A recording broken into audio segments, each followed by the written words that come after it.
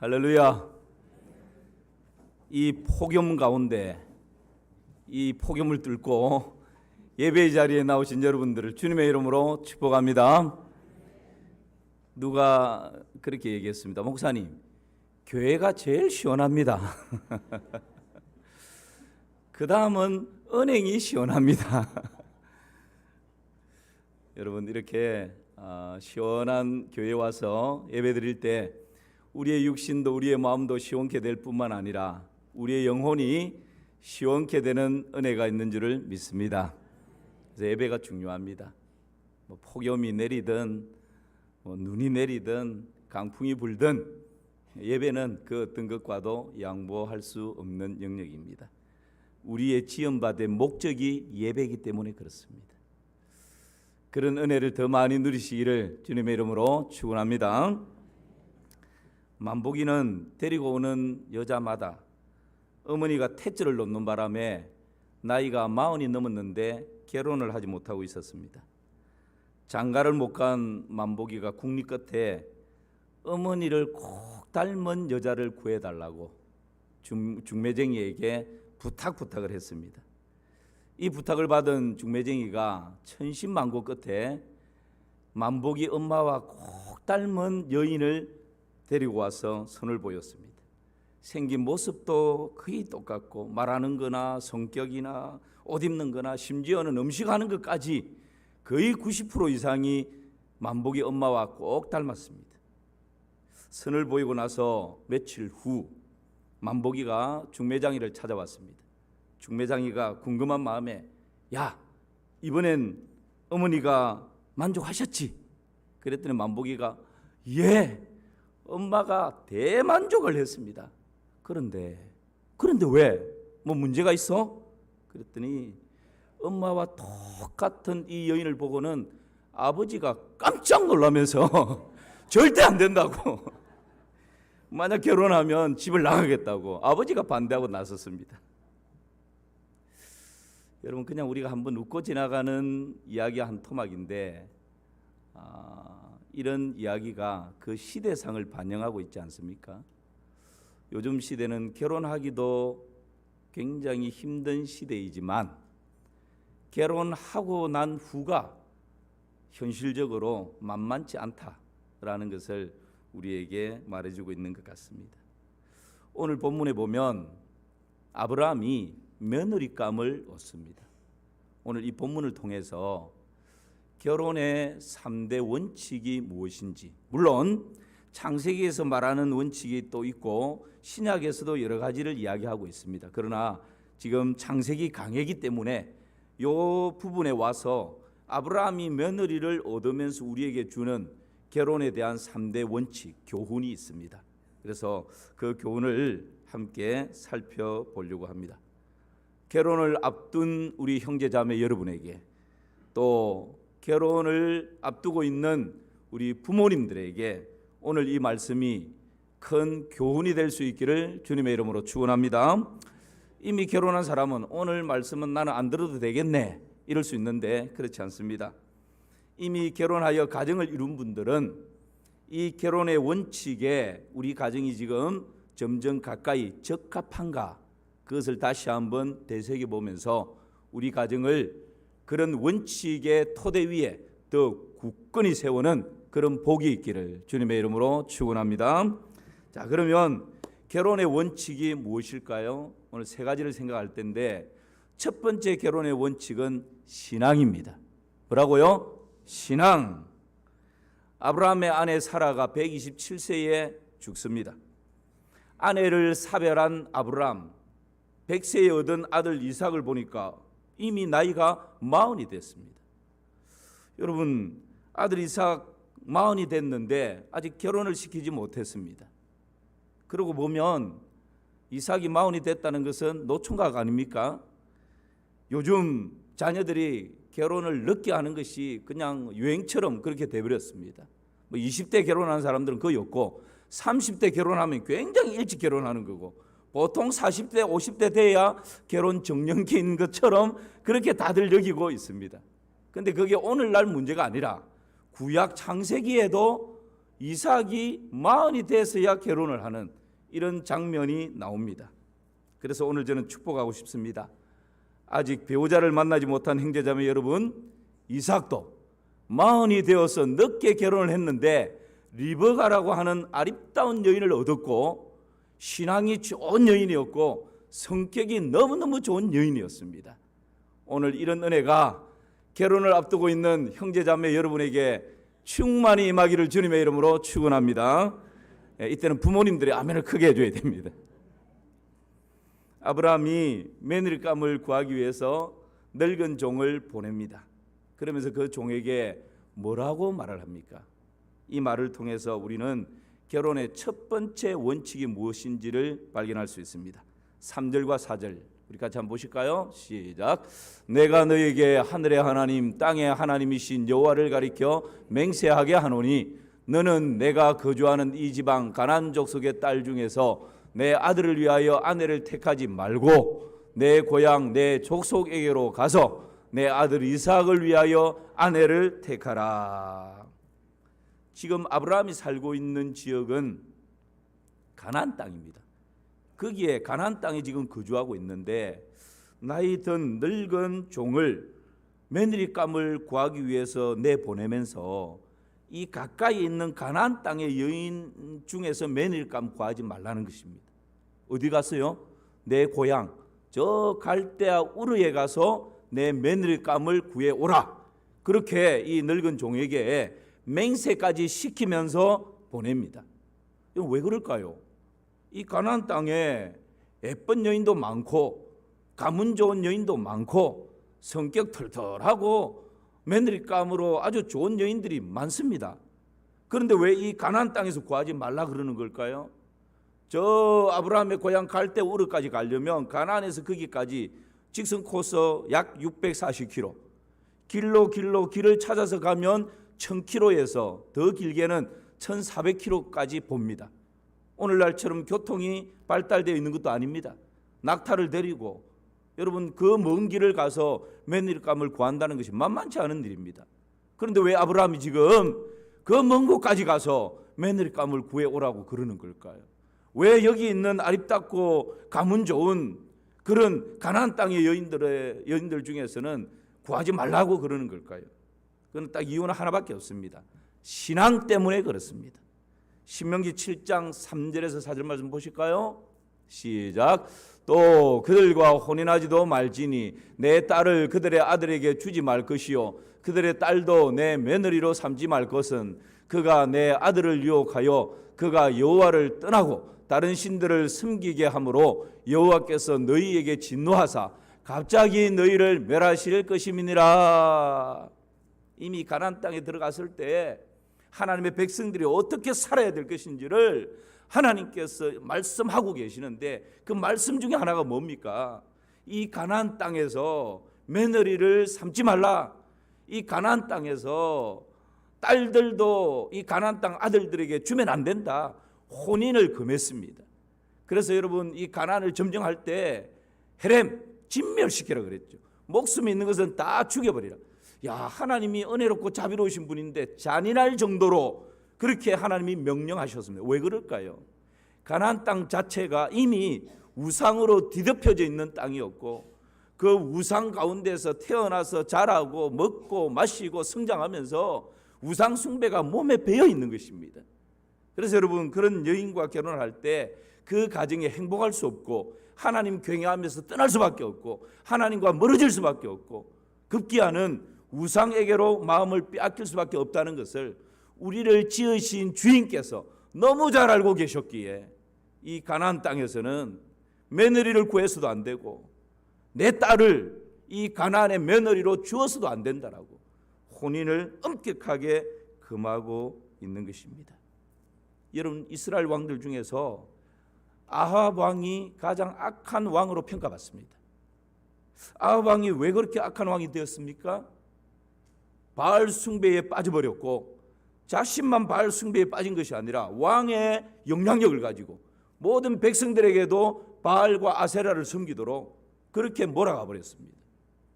여러분 아합 왕이 이렇게 된 이유는 딱 한 가지밖에 없습니다.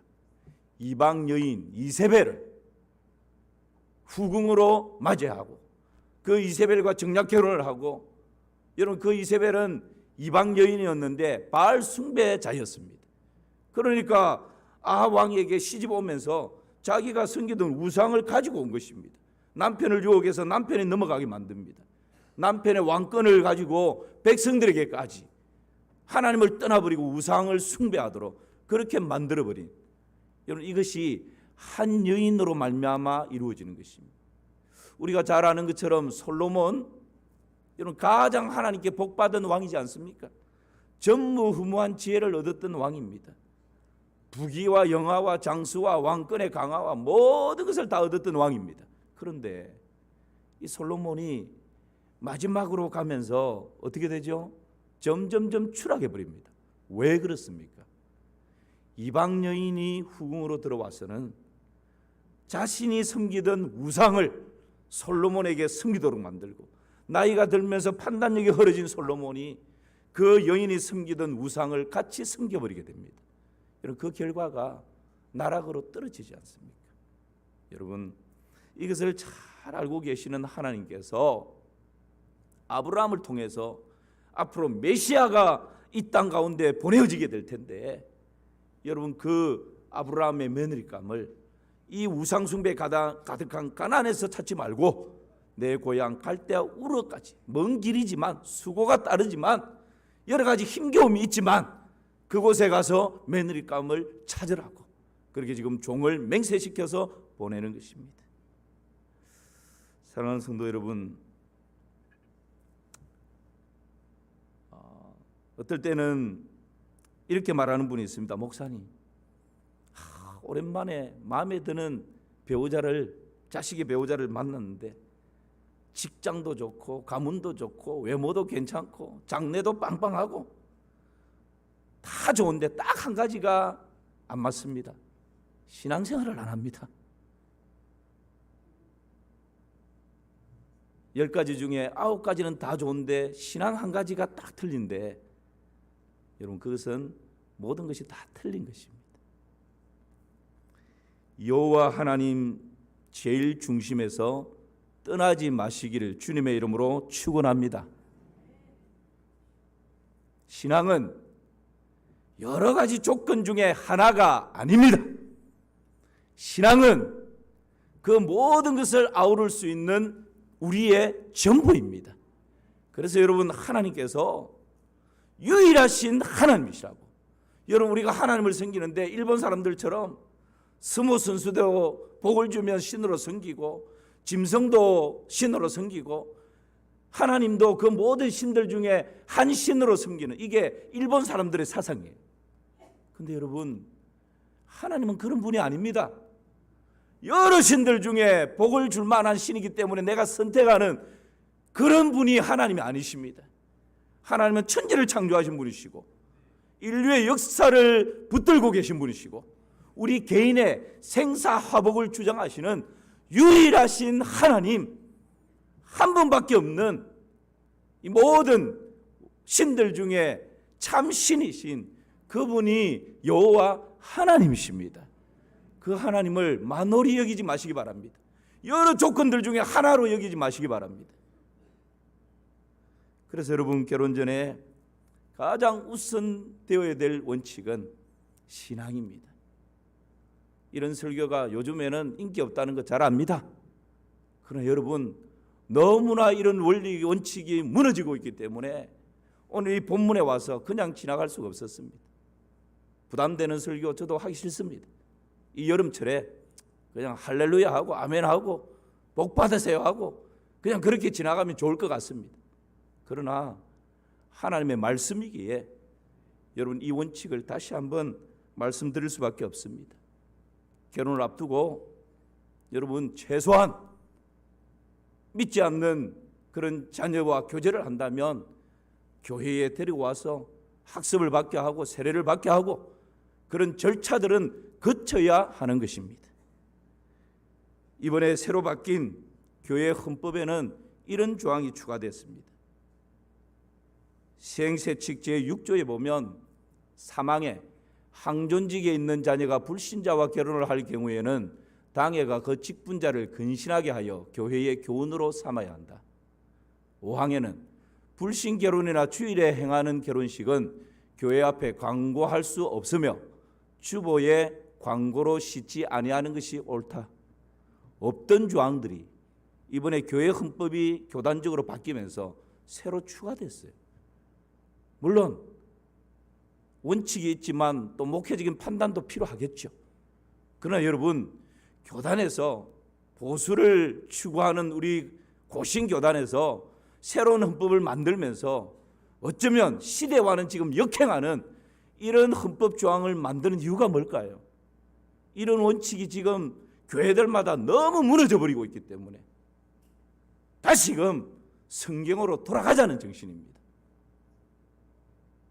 여러분, 오늘 이 설교가 부담되지만 결혼에 있어서, 가정을 꾸미는 데 있어서 첫 번째 원칙, 변하지 말아야 할 첫 번째 원칙, 하나님이고 신앙이다라고 하는 것, 이것을 다시 한번 우리 마음에 꼭 새기시기를 주님의 이름으로 축원합니다. 고린도후서 6장 14절에 16절 말씀 보십시오. 제가 읽습니다. 너희는 믿지 않는 자와 멍에를 함께 매지 말라. 의와 불법이 어찌 함께하며 빛과 어둠이 어찌 사귀며 그리스도와 벨리알이 어찌 조화되며 믿는 자와 믿지 않는 자가 어찌 상관하며 하나님의 성전과 우상이 어찌 일치가 되리요. 우리는 살아계신 하나님의 뭐라고요? 성전이라. 하나님은 3등입니다 라는 글이 있습니다. 하나님은 3등입니다. 1등은 하고 싶은 일, 2등은 해야 하는 일, 3등은 하나님 만나는 일.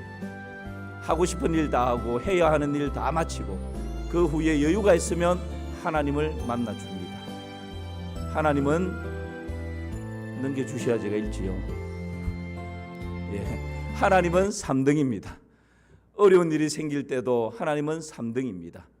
내 힘으로 한번 해보고 그래도 안 되면 가까이 있는 사람에게 도와달라고 하고 그나마도 안 될 때 하나님을 부릅니다. 하나님은 3등입니다. 그리에서도 3등입니다. 내게 가장 가까이 있는 것은 내 자신, 그 다음에는 내 마음을 알아주는 사람, 그 다음에야 저 멀리 하늘에 계신 하나님이십니다. 하나님은 3등입니다. 그런데 하나님께 나는 1등입니다. 무슨 일이 있어도 내가 부르기만 하면 도와주십니다. 내가 괴로워할 때는 만사를 제쳐놓고 달려오십니다. 아무도 내 곁에 없다 생각될 때는 홀로 내 곁에 오셔서 나를 위로해 주십니다. 나는 하나님께 언제나 1등입니다.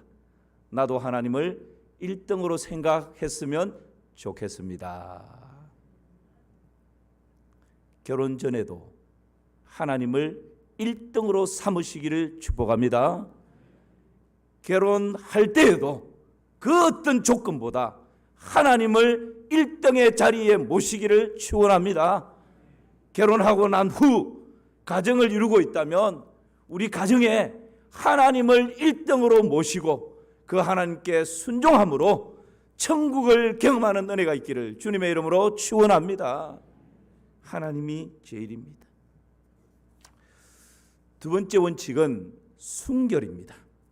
역시나 인기 없는 단어입니다. 창세기 24장 16절 말씀 한번 보실까요? 같이 읽습니다. 그 소녀는 보기에 심히 아리답고 지금까지 남자가 가까이 하지 아니한 처녀더라. 그가 운물로 내려가서 물을 그 물통에 채워가지고 올라오는지라. 여러분, 아브라함의 고향에 가서 드디어 한 처녀를 만났는데 이삭의 아내가 되는 이 처녀의 이름이 뭡니까? 리브가죠. 리브가를 만났습니다. 그런데 그 리브가에 대해서 이렇게 말합니다. 그 소녀는 보기에 어떻다고요?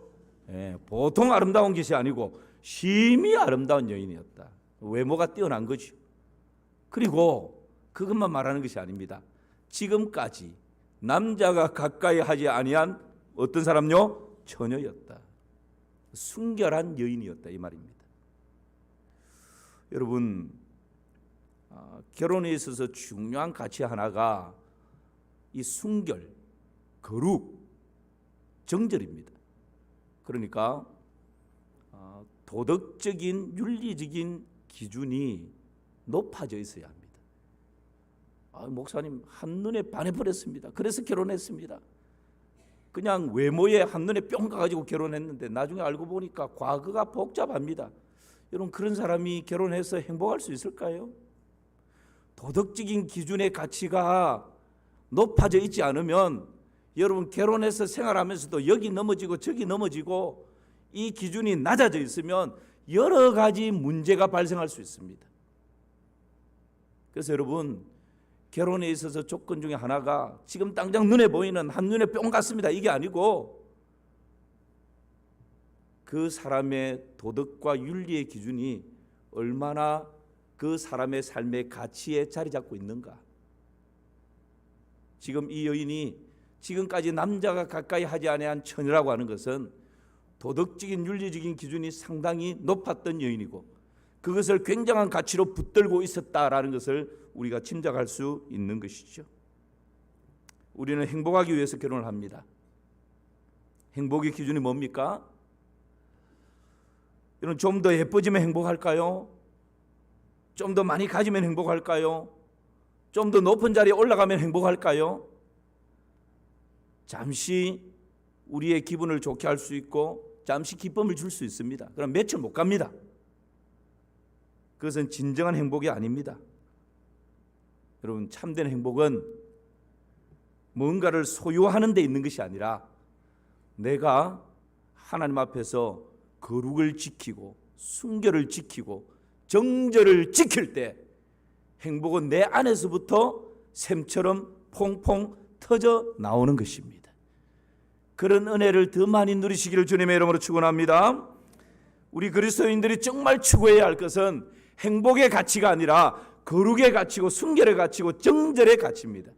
왜냐하면 거룩을 지키고 순결을 지키고 정절을 지키면 행복은 따라오기 때문에 그렇습니다. 현대인들이 행복은 원하지만 거룩은 원하지 않습니다. 기쁨은 원하지만 순결과 정절은 원하지 않습니다. 그러나 여러분, 기억하십시오. 거룩이 없으면, 순결이 없으면, 정결이 없으면 여러분, 행복도 없습니다. 오늘날 많은 가정들이 비명을 지르고 있는 이유가 무엇입니까? 거룩을 잃어버린 아버지 때문에, 거룩을 잃어버린 남편들 때문에 얼마나 많은 가정들이 신음하고 있습니까? 거룩을 잃어버린 엄마들 때문에, 거룩을 잃어버린 아내들 때문에 얼마나 많은 가정들이 무너지고 있습니까? 거룩을 잃어버린 자녀들 때문에 여러분, 얼마나 많은 이 땅의 부모들이 가슴앓이를 하고 있습니까? 이것은 뭔가를 더 소유함으로 행복해지는 것이 아니라 우리 안에서 거룩과 순결과 정절을 잃어버렸기 때문에 여러분, 신음할 수밖에 없는 그런 처지에 이르렀다는 것을 우리는 기억해야 합니다. 부부는 서로에 대해서 거룩을 지키고 정절을 지켜야 합니다. 순결해야 합니다. 한 점 부끄러움이 없어야 합니다. 문자 하나에도 남편이 봤을 때, 아내가 봤을 때 부끄러움이 없어야 합니다. 남편이 보지 않아도, 아내가 보지 않아도, 자녀들이 보지 않아도 하나님이 보고 계신다는 것을 기억해야 합니다. 코람데오, 하나님 앞에서. 이것이 여러분, 우리 교단의 정신이고 우리 마산 3.1교회의 정신 아닙니까? 이 정신을 놓쳐버리면, 이 정신을 잃어버리면 딴짓하게 되어 있습니다. 행동은 아직 거기까지 가지 않아도 마음이 이미 뺏겨버릴 수 있습니다.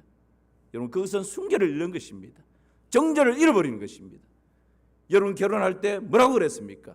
병들든지 가난해지든지 어떤 상황에서도 정절을 지키겠다고 하나님 앞에, 거기에 모인 많은 사람들 앞에 약속했지 않습니까? 그렇다면 목숨을 걸고 지켜야 됩니다. 여러분, 이 시대가 얼마나 많이 남편들을 무너뜨리기 위해서, 아내들을 넘어지게 하기 위해서, 내 자식들을 방탕 가운데 던져버리기 위해서 얼마나 많은 유혹의 손길들이 많은지 모릅니다. 이러한 세대를 살아가고 있습니다. 디모데전서 2장 8절 말씀 보면 이런 말씀이 있습니다. 우리 같이 한번 읽어볼까요? 시작. 그러므로 각처에서 남자들이 분노와 다툼이 없이 거룩한 손을 들어 기도하기를 원하노라. 남자들이 기도하기를 원한다라고 말씀하면서 각처에서 남자들이 분노와 다툼이 없이 무슨 손을 들고요? 예쁜 손이 아닙니다. 일 잘하는 손이 아닙니다. 잘 나가는 손이 아닙니다. 때가 묻어 있어도 쩍쩍쩍 갈라진 손이라 할지라도 남편들의 손이, 아버지들의 손이 하나님 앞에서 정절과 순결과 거룩을 지키는 거룩한 손을 들고 내 아내를 축복하고 자녀들을 축복하고 우리 가정을 축복할 때 여러분, 하나님께서 거룩한 손을 든 그 남자들로 인해서 그 가정에 은혜와 복을 주시는 것입니다. 왜 그럴까요? 하나님이 가정에 남자들을 가정의 제사장으로 세웠기 때문에 그렇습니다. 이 땅의 아버지들이요, 이 땅의 남편들이요, 이 땅의 예비 신랑들이요, 목숨을 다하여 거룩과 순결과 정절을 지켜나갈 수 있기를 주님의 이름으로 축원합니다. 이 땅의 어머니들이요, 이 땅의 아내들이요, 이 땅의 예비 신부들이요, 온 힘을 다해서 거룩과 순결과 정절을 지켜나가기를 주님의 이름으로 축원합니다. 이게 지켜질 때 가정을 지키는 것입니다. 이게 지켜질 때 가정이 천국이 되는 것입니다. 이것을 잘 아시기 때문에 하나님께서 결혼의 원칙, 두 번째로 순결을 말씀하십니다. 여러분, 오늘 지금까지 두 가지를 나누었습니다. 결혼의 원칙, 우리 가정이 끊임없이 추구해야 될 원칙. 첫 번째 뭐라고요? 신앙입니다. 하나님 제일 중심. 두 번째 뭐라고요? 순결입니다. 결혼하신 분들도 정절입니다. 마음조차 밖에 나가서 뺏기면 안 됩니다. 세 번째, 마지막 하나는 성품입니다. 뭐라고요? 성품. 현대판 남자의 5가지 복이 있답니다. 남자들 다 가지고 있는지 한번 생각해 보십시오.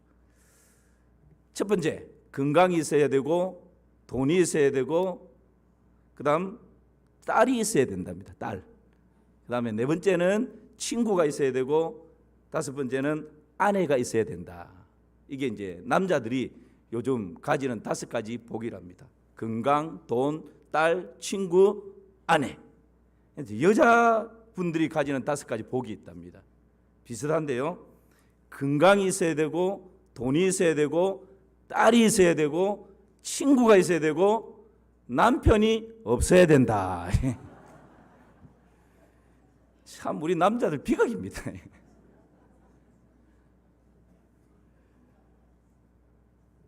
결혼의 원칙은 그 시대의 가치관을 반영합니다. 이전에 그냥 일반 세상에서 이전에 결혼의 원칙을 ABC로 이렇게 이야기를 했습니다.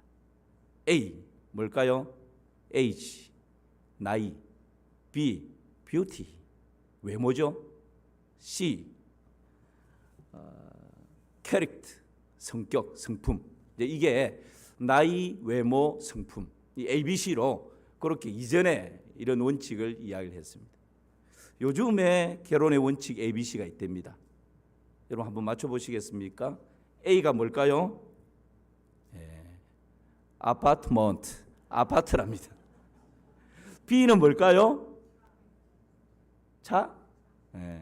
B는 뱅크, 은행에 예금이 얼마나 있는가 하는 거랍니다. C는 뭘까요? 역시 캐시, 현찰. 그러니까 요즘 결혼의 원칙은 아파트를 가지고 있느냐, 예금, 은행에 예금을 얼마나 보유하고 있느냐, 세 번째는 현금을 지금 돌릴 수 있는 능력이 얼마나 되느냐. 첫 번째도 돈, 두 번째도 돈, 세 번째도 돈. 이게 오늘날 이 시대의 결혼에 대한 가치관이라는 거예요. 여러분, 그런데 오늘 여러분 상당히 마음이 좀 무거울 수 있습니다. 그런데 하나님은, 우리의 주인이신 하나님은 그렇게 말씀하지 않습니다. 하나님은 오늘 본문 18절에서 20절 한번 보실까요? 제가 읽겠습니다. 그가 이르되 내 주여 마시소서 하며 급히 그 물동이를 손에 내려 마시게 하기를 다하고 이르되 당신의 낙타를 위하여서도 물을 길어 그것들도 배불리 마시게 하리이다 하고 급히 물동이의 물을 구유에 붓고 다시 기르려고 운물로 달려가서 모든 낙타를 위하여 깃는지라. 지금 이게 어떤 상황이냐 하면 이제 이 늙은 종이 갈대우르 아브라함의 고향에 갔어요. 그런데 도대체 누구를 어떻게 만나야 며느리 감인지 아닌지 뭐 지금 아무것도 없잖아요. 하나님께 기도를 하나님, 이 우물에서 한 사람을 여인을 만나면 좋겠는데 여인을 만난다 할지라도 그 사람이 우리 주인의 며느리감으로 하나님께서 허락하시는 여인인지 제가 어떻게 알겠습니까? 그러니 여인을 만났을 때 제가 물 좀 달라고 하면 저희에게 물을 줄 뿐만 아니라 저하고 같이 온 이 말 못하는 짐승들에게도 제가 짐승들에게 물 좀 달라고 부탁하지 않아도 저에게 물을 줄 뿐만 아니라 자원해서 짐승들에게까지 물을 주는 여인이 있다면 그 여인은 하나님께서 허락하시는 여인인 줄 제가 알겠습니다. 그렇게 기도를 하고 눈을 딱 떴는데 한 여인이 뿅 하고 나타났습니다. 그 여인은 누구였을까요? 리브가였어요. 리브가. 그런데 리브가가 이렇게 했다는 거예요. 그러니까 이 늙은 종이 그 사막을 지나서 왔으니까 얼마나 지금 초췌하고 목말라 하겠습니까? 그냥 보면 금방 동정이 가죠. 그러니까 그 늙은 종에게 물을 떠서 줄 뿐만 아니라 그 종이 내가 데리고 온 이 짐승들에게 좀 달라 말한 적 없어요. 그런데 급히 여러분 보십시오. 20절 말씀, 급히 물동이의 물을 구유에 붓고 다시 기르려고 운물로 어떻게 했다고요? 달려가서 사람을 위해서가 아니고 낙타를 위해서. 여러분 이 종이 낙타 몇 마리요? 10피를 데리고 갔어요. 한 마리가 아니고. 중동에 물을 한번 길러라 그러면 요즘처럼 수돗물 틀어가지고 바가지 떠서 주는 게 아닙니다. 저 사막 땅을 파가지고 깊어요. 거기에서 여러분 이 두레박 같은 걸 가지고 물을 길러서 낙타가 또 얼마나 물을 많이 먹겠습니까? 사막을 횡단하기 위해서 만들어진 짐승 아닙니까? 그러니까 물을 엄청 먹죠. 그 낙타 10마리 10필에게 물을 주려면 이건 중노동입니다. 여인으로서는 중노동이에요. 그런데 여러분 보십시오. 이 여인이 어떻게 합니까? 그 종에게 물을 줄 뿐만 아니라 낙타를 위하여서도 물을 길어 그것들도 배불리 마시게 하리라 하고 급히 물동이를 들고 구유에 붓고 나서 금방 없어지겠죠. 다시 달려가서 물을 길러서 또 들고 와가지고 또 붓고 낙타 10마리까지 흡족하게 물을 먹을 수 있도록. 여러분 이것이 성품입니다. 성품은 하루아침에 만들어지는 것이 아닙니다. 친절한 성품이 몸에 배어 있습니다. 상냥합니다. 싹싹합니다. 남을 돕고자 하는 마음이 언제든지 이 마음에 열려 있습니다. 외모는 세월이 지나면 변합니다. 아무리 젊었을 때 쭉쭉빵빵했다 할지라도 세월 앞에서는 장사가 없습니다. 허리에 출렁이는 뱃살을 이렇게 감추고 저렇게 감추고 그렇게 세월이 좀 지나가도 나중에는 다 들통나게 되어 있습니다. 얼굴에 주름살 이렇게 당기고 저렇게 당겨도 세월이 더 지나면 그것도 다 들통나게 되어 있습니다.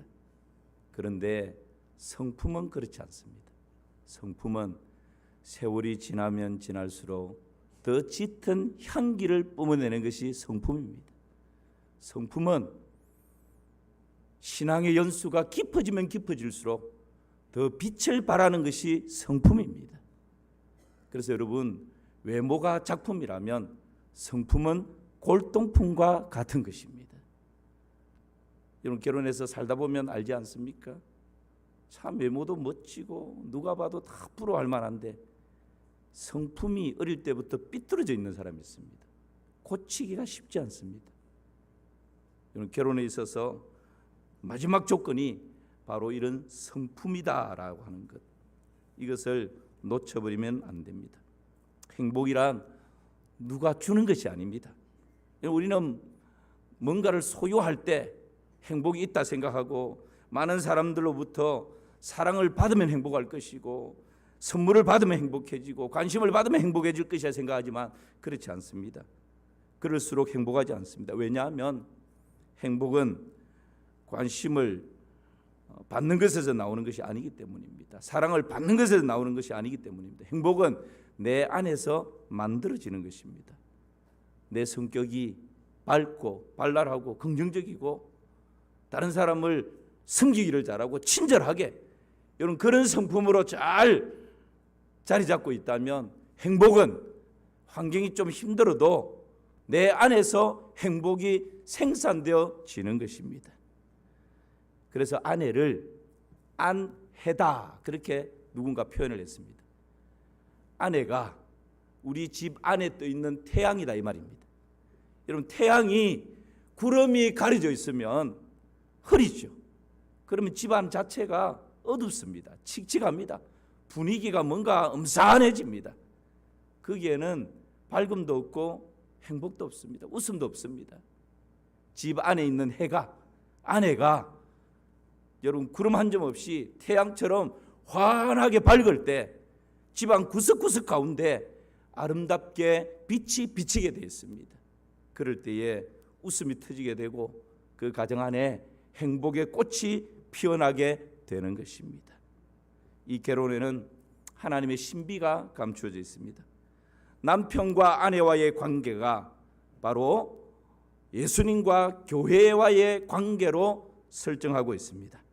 남편은 아내를 사랑하되 목숨 바쳐서 사랑하라 말씀합니다. 왜냐하면 예수님께서 교회를 위해서 목숨을 바쳤기 때문에. 아내들은 남편에게 복종하라 말씀하십니다. 왜냐하면 교회를 위해서 목숨 바친 그 예수님을 위해서 교회는 복종하고 순종해야 되기 때문에 그렇습니다. 그래서 이 결혼 생활을 통해서 그리스도와 교회와의 이 신비로운 관계를 더 깊이 알아가게 만들어 두셨습니다. 결혼의 원칙 세 가지를 함께 생각했습니다. 첫 번째가 뭐였죠? 신앙이었습니다. 하나님 1등으로 삼는 것. 두 번째, 순결입니다. 이 순결은 거룩이고 결혼하신 분들도 지켜내야 할 정절입니다. 세 번째가 뭐였죠? 성품입니다. 여러분 외모를 보고 쫓아가지 마시고 보이지 않는 내면의 성품, 중심을 더 아름답게 볼 수 있어야 합니다.